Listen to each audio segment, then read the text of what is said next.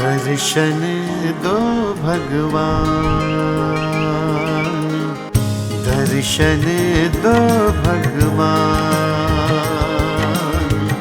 हे परमेश्वर अंतर्यामी, हे प्रभु कृपा निधान। दर्शन दो भगवान।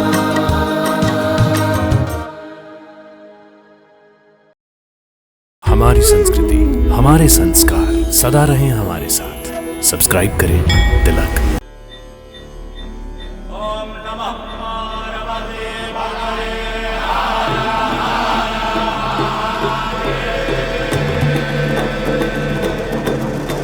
जटाटवी गलज्जल प्रवाह पावित स्थले गलेवलम्ब्य लम्बिताम्बुजङ्ग तुङ्गमालिकां डमड्डमड्डमड्डमन्निनादवड्डमर्वयं चकार चण्डताण्डवं तनोतु न शिवः शिवम्। त्र्यंबकेश्वर ज्योतिर्लिंग महादेव के 12 ज्योतिर्लिंगों में से 8वां ज्योतिर्लिंग है, जो कि महाराष्ट्र के नासिक जिले के ब्रह्मगिरि पर्वत के समीप गोदावरी नदी के उद्गम पर स्थित है। महाराष्ट्र की पवित्र तीर्थ नगरी नासिक से 28 किलोमीटर दूर त्र्यंबकेश्वर ज्योतिर्लिंग विराजमान है, जो 12 ज्योतिर्लिंगों की श्रृंखला में 10वां पवित्र ज्योतिर्लिंग है। यह मनमोहक स्थल चारों ओर से सह्याद्री पर्वत श्रृंखला की अद्भुत पहाड़ियों के बीच स्थित है।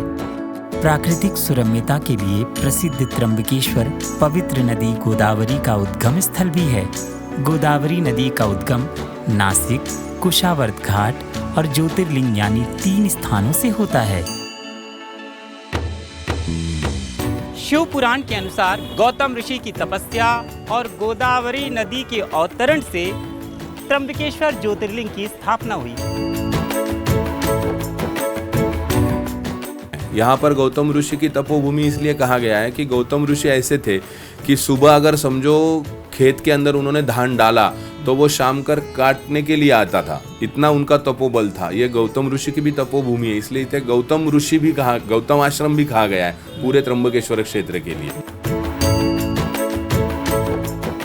पाप मोचन और आत्मिक शुद्धि के लिए प्रसिद्ध त्र्यंबकेश्वर ज्योतिर्लिंग की एक अनसुनी कथा है।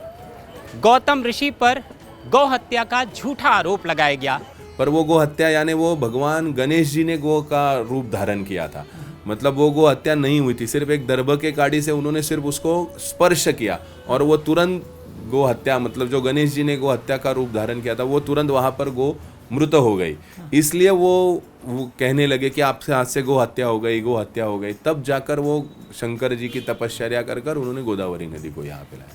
इस झूठे आरोप से प्रायश्चित पाने के लिए गौतम ऋषि ने माँ गंगा को धरती पर लाने के लिए भगवान शिव की तपस्या की। भगवान शिव प्रसन्न हुए और माँ गंगा को गोदावरी के रूप में अवतरित किया और स्वयं यहाँ त्र्यंबकेश्वर ज्योतिर्लिंग के रूप में विराजमान हो गए।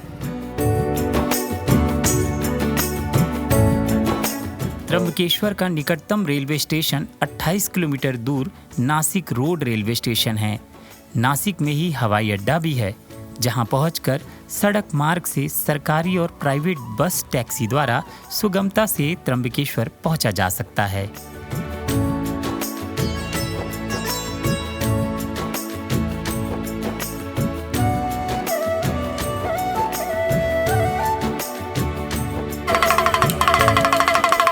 त्र्यंबकेश्वर ज्योतिर्लिंग यात्रा के साथ हमने महादेव की महिमा और इस पवित्र तीर्थ स्थल के महत्व को जाना।